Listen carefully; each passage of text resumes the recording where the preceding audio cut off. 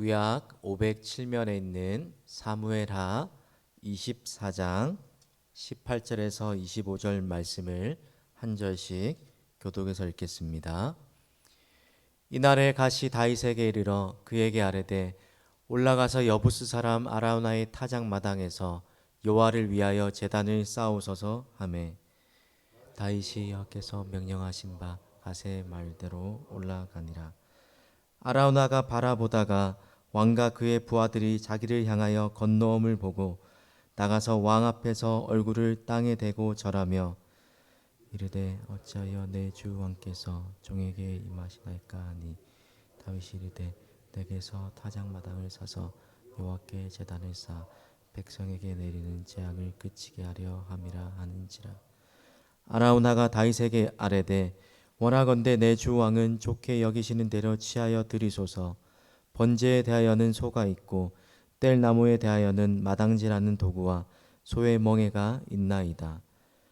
왕이여 아라우나가 이것을 다 왕께 드리나이다 하고 또 왕께 아뢰되 왕의 하나님 여호와께서 왕을 기쁘게 받으시기를 원하나이다. 왕이 아라우나에게 이르되 그렇지 아니하다. 내가 값을 주고 내게서 사리라. 값 없이는 내 하나님 여호와께 번제를 드리지 아니하리라 하고 다윗이 은 50세겔로 타작마당과 소를 사고 그곳에서 여호와를 위하여 제단을 쌓고 번제와 화목제를 드렸더니 이에 여호와께서 그 땅을 위한 기도를 들으시매 이스라엘에게 내리는 재앙이 그쳤더라. 아멘. 인구 조사를 통해서 하나님께서 기뻐하시지 않는 일을 한 다윗과 이스라엘 나라에 하나님께서 재앙을 내리셨습니다. 세 가지 재앙 중에서 이스라엘 전역에서 전염병으로 7만 명이 순식간에 죽는 그런 재앙을 내리셨습니다. 심판을 집행하는 천사가 예루살렘 향해서 손을 들어 멸하려고 하였던 그 순간에 바로 하나님께서 이 재앙을 막으셨습니다. 다윗의 간구를 들으신 하나님께서 다윗의 선견자이자 예언자인 갓을 다윗에게 다시 보내셨습니다. 그러면서 다윗에게 여부스 사람 아라우나의 타작 마당에서 여호와를 위하여 제단을 쌓으라는 말을 다시 전하게 하셨습니다. 그리고 그 명령에 순종해서 다윗은 아라우나의 타작 마당으로 올라가게 되었습니다. 다윗이 그 말대로 아라우나에 가서 타작 마당을 사서 여호와께 제단을 쌓아서 백성에게 내리는 이 재앙을 그치게 하려 한다라고 아라우나에게 말을 전하였습니다. 다윗이 이렇게 하려 했던 이유는 바로 하나님께 드리는 이 희생 제사를 통해서만 하나님의 진노가 멈추고 또 이스라엘에 내린 이 하나님의 진노에서 벗어날 수 있었기 때문입니다. 이 말을 들은 아라우나의 반응이 어떠했습니까? 22절입니다. 내 주 왕은 좋게 여기시는 대로 취하여 드리소서. 번제에 대하여는 소가 있고 뗄 나무에 대하여는 마당질하는 도구와 소의 멍에가 있나이다.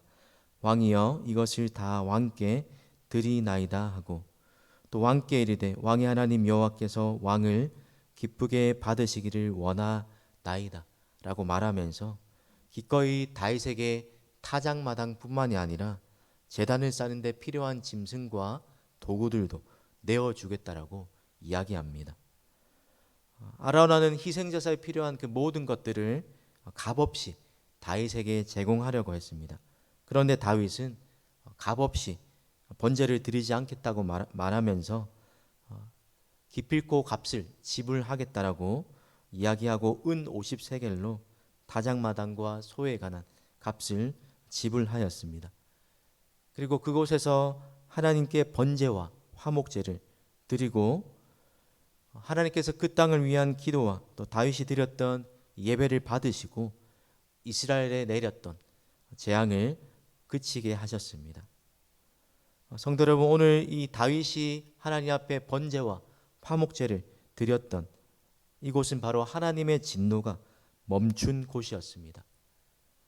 바로 심판이 은혜로 바뀌었던 장소인 것입니다. 여러분, 또한 이 아라우나의 타작마당은 과거에 아브라함이 독자 이삭을 하나님께 바쳤던 곳이고, 그리고 훗날 그 아들 솔로몬이 성전을 세웠던 곳이기도 합니다.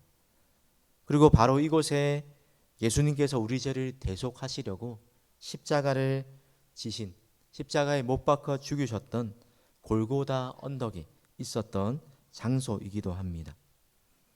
성도 여러분, 하나님께서 재앙을 내리시다가 멈추신 이유가 무엇입니까? 다윗이 죄를 깨닫고 하나님 앞에 회개하면서 그때 나아갈 수 있었던, 또 고백하였던 그의 고백처럼 하나님은 이스라엘을 또 하나님 앞에 나와 회개하는 자를 긍휼히 여기시는 분이기 때문입니다. 하나님은 분명 다윗의 죄에 대해서 진노하시고 또 이 재앙을 내리셨지만, 그러나 다윗이 다시 한번 하나님 앞에 긍휼을 구하며 용서를 구하며 나아갈 때 그것을 허락하시고 다시 회복을 주시는 분이셨습니다. 마찬가지로 죄인인 저와 여러분이 하나님의 진노를 벗어날 수 있는 방법 또한 오직 하나님의 한없는 한량없는 사랑과 또 풍성하신 긍휼로만 가능할 것입니다. 그래서 하나님이 긍휼이 많으신 분이란 것을 믿는 사람은 자신의 죄악에도 불구하고 또 부끄러움에도 불구하고 그 하나님의 크신 긍휼을 의지해서 죄를 범할 때마다 죄를 감추는 것이 아니라 그 죄를 하나님 앞에 가지고 나아가 회개하고 오늘 다윗과 같이 또 하나님 앞에 예배함으로 그 은혜를 회복하고자 하는 사람입니다. 성도 여러분, 우리가 누리는 은혜의 핵심은 바로 하나님 앞에 회개하는 것에 있습니다. 그렇기 때문에 혹 우리가 다윗처럼 하나님 앞에 죄를 범하고 또 하나님의 마음을 아프게 한 때가 있다 할지라도, 또 죄로 인한 수치심과 또 죄책감과 부끄러운 마음이 든다 할지라도 예수님의 보혈을 의지해서 진노 중에라도 긍휼을 잊지 않으시는 하나님의 풍성하신 긍휼을 의지하면서 하나님의 은혜의 보좌 앞으로 또 회개하며 나아가기를 주저해서는 안 될 것입니다. 이렇게 하나님의 긍휼을 바라보며 나아갔던 다윗에게 하나님은 은혜를 베풀어 주셨습니다. 성도 여러분, 사무엘상이 하나님의 긍휼을 의지하며 기도하였던 한나의 기도로 시작되었고, 또 이 마무리가 하나님 앞에 자신의 죄를 회개하면서 하나님의 긍휼을 바라보고 또 의지하고 기도하는 다윗의 모습으로 끝이 납니다. 하나님은 재앙과 회개의 자리를 속죄와 또 용서, 회복과 결단의 자리로 바꾸어 주셨습니다. 우리 또한 다윗처럼 죄를 지었을 때 우리를 다시 회복시켜 주시는 그 하나님의 은혜, 우리를 여전히 진노 중에서도 완전히 내어버리지 않으시고 다시 회복할 기회를 주시는 그 하나님의 은혜를 바라보면서 다윗처럼 회개의 자리로 나아가고 또 하나님을 예배하는 또 은혜의 자리로 나아가야 할 것입니다. 여러분, 회복은 하나님의 긍휼로 시작해서 하나님의 말씀에 순종하는 것으로 마무리됩니다.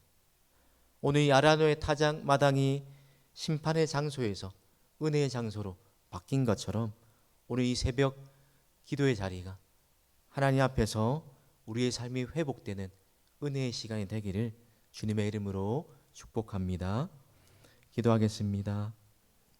은혜와 긍휼이 풍성하신 하나님 아버지, 죄로 인해 죽을 수밖에 없는 우리를 하나님의 풍성한 긍휼로 다시 살리실 뿐만 아니라 또한 늘 주님을 배반하고 주님 앞에 부끄러운 일을 행하는 우리를 여전히 하나님 버리지 아니하시고 진노 중에라도 긍휼을 잊지 않으시고 하나님의 풍성하신 사랑으로 우리를 선대하신 은혜에 감사드립니다.